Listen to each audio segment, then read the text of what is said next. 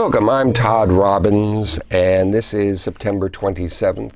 Some wretched things happened on this day. Here's just a handful of them. We're going to start off, I think, with a couple of deaths here, shall we? Let's just start off with death. 1972, a singer, an English singer named Rory Storm. Let's try to get this right. Rory Storm. He was the lead singer of Rory Storm and the Hurricane. And they were a very popular group that was not really rivals, but sort of contemporaries of the Beatles. And the Beatles made it, and the Hurricane did not. Though Rory was a rock star, every square inch of him, every ounce of who he was living the rock star life. He had a house that he called Hurricaneville. And he was flamboyant and over the top and would do anything on stage in addition to singing. And he, in 1972, his star had faded. The Hurricanes had broken up. Their drummer, years before, had left the group and joined the Beatles. His name was Ringo Starr. And by this time, the steam had, the life had blown out of the Hurricanes. And he was working a day job, and things were not good. He was taking sleeping pills, and apparently he took a few too many and drank a little too much and ended up accidental suicide. What's strange about it is his mother also. He was living with his mother at this time, and she also committed suicide. It's not clear what the heck was happening there, who went first. It seems like he died, and then she was so distraught that she ended up taking her own life. So that happened on this day in 1972. In 2012, Herbert Lom, actor best known for playing the Inspector Clouseau's boss in the Pink Panther series back in the 1970s.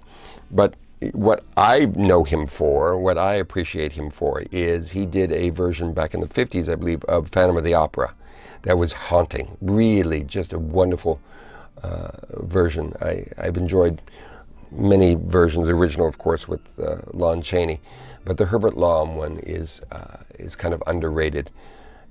He had this voice that would resonate from the walls. We were talking to the singer that he was, his protege, young woman.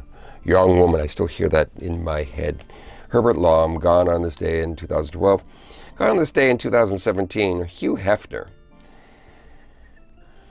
Hugh Hefner, what more do you need to know? The guy who founded Playboy, a nutty guy, had the Playboy mansion that was just the epicenter of debauchery for decades. Lived with gorgeous women coming in and out of that house. It was just beautiful darkness in every inch of the man. I saw him one time about 10 years ago or so in a casino in Atlantic City. No, in Las Vegas, excuse me. And he's walking through with his entourage in wearing pink pajamas and a bathrobe.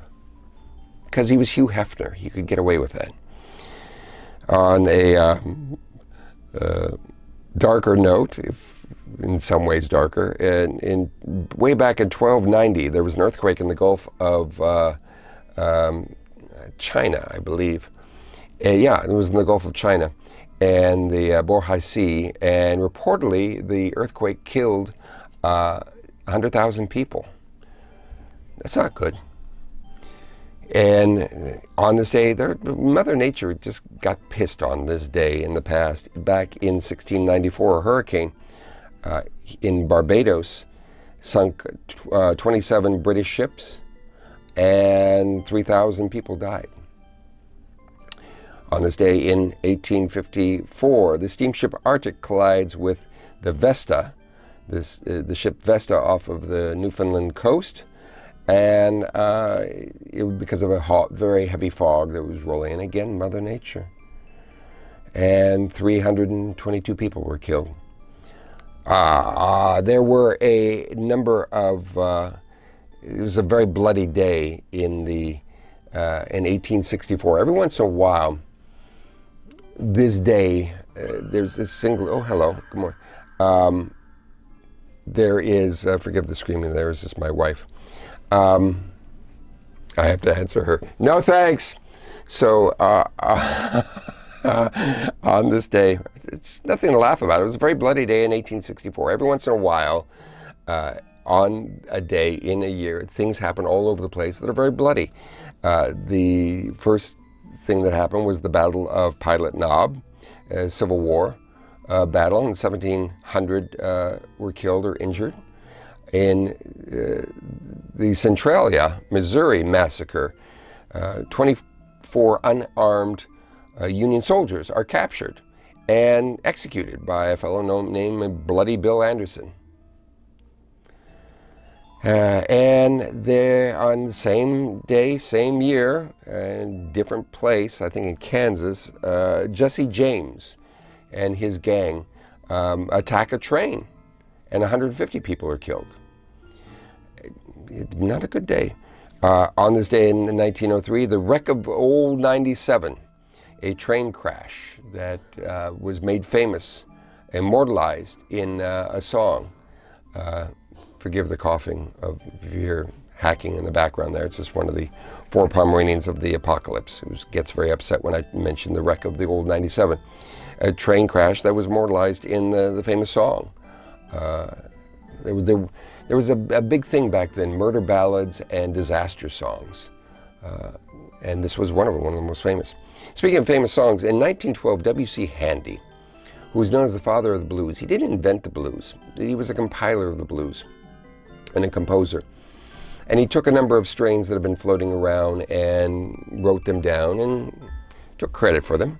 And one of them was was published on this day. It was called the Memphis Blues. It was actually had been a campaign song for a politician in Memphis, Tennessee, the hometown of W.C. Handy, where he had on Beale Street, he had W.C. Handy had a band that played in a nightclub there. And Mr. Crump, it was called Mr. Crump. And Handy took the song and expanded upon it and published it. It was the Memphis Blues. It was not the first published blues, but it was the first real popular. It put the blues on the map, in the minds of the public. It was the breakout tune, think of it that way. In 1937, the first Santa Claus training school opens in Albion, New York. Isn't that charming? It was a school where it taught, I assume mostly men, maybe some women too, the fine art of lying to children. 1940, Nazi Germany, Italy, and Japan signed a 10-year formal alliance known as the Axis, and the result was millions upon millions of deaths because of what happened on this day in 1940. And 1964, the findings of the Warren Commission into the assassination of President John F. Kennedy were released.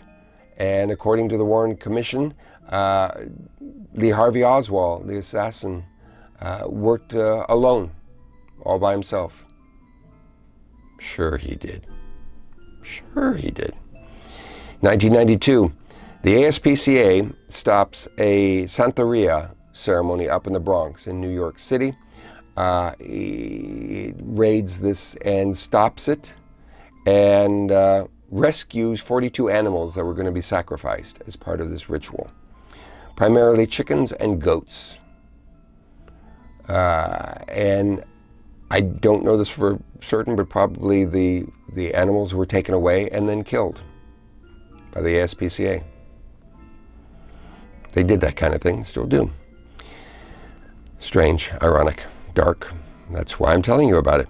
Another bloody day, 2013. 7 people were killed in a mosque bombing in Baghdad, Iraq. Same day, 19 people are killed and 45 injured in a bus bombing in Pakistan. Same day, 2013, at least 22 people are killed when a refugee ship capsizes off the island of Java. And 60 people, 2013, on this day, 60 people are killed after a building collapses in Mumbai, India. Jumping around here, we have some birthdays. This is another weird day. Throughout the years of the early part of the 19th century, early 1800s, there were a bunch of prominent military figures from the Civil War born on this day. It happens every once in a while, just a slew of them. You would think it would be spread out, but for some reason, they were born in clusters throughout the years, but on this day. So on the 27th of September in 1803, Samuel French DuPont, who was a rear admiral in the Union Navy. On this day in 1809, Raphael Semmes, who was a rear admiral in the Confederate Navy, was born. 1824, William Bull Nelson, the Union Army Major General, was born in Kentucky. 1830, William Babcock Hazen, who was a Major General in the Union Army, born in Vermont. In 1835, John Murray Corse was a Major General in the Union Army, born in Pennsylvania, in Pittsburgh. 1840, Alfred Thayer Mahan, who was a naval officer for the North, was born in West Point. Crazy, strange, it makes no real sense, but anyway. Darkness rarely does. Life rarely makes sense. On this day was the birth of one of the people that I admire, a magician named Harry Blackstone. It was Harry Bolton, was his real name, but he changed to Blackstone. He was born in Chicago. And he was this grand illusionist back at the early part of the 20th century, and was the last one left standing. Well, Dante also. I don't know who went first. I think Blackstone outlived them all. He died, I don't know if I have a date, 1965.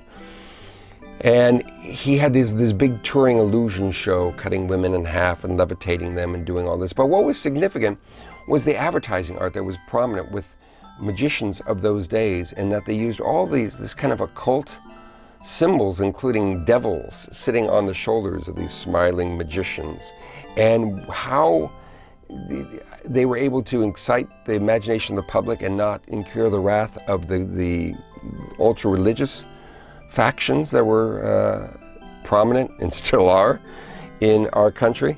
I don't know. That's one of the great mysteries. But Harry Blackstone was born on this day. And finally, on this day in 1932, an actor, wonderful comedic actor, named Roger C. Carmel. He was a big, kind of beefy guy with a handlebar mustache, best known for playing the infamous Harry Mudd character in Star Trek, the privateer opportunist, Harry Mudd.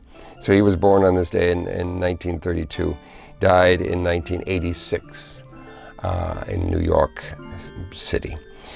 So there you go, and there you have it. I hope you enjoyed this video. If you did enjoy this video, like the video if you would, and then also hit the subscribe and notifications so it'll be, made awares of when the next video comes out, because I do these videos for you, and you know who you are.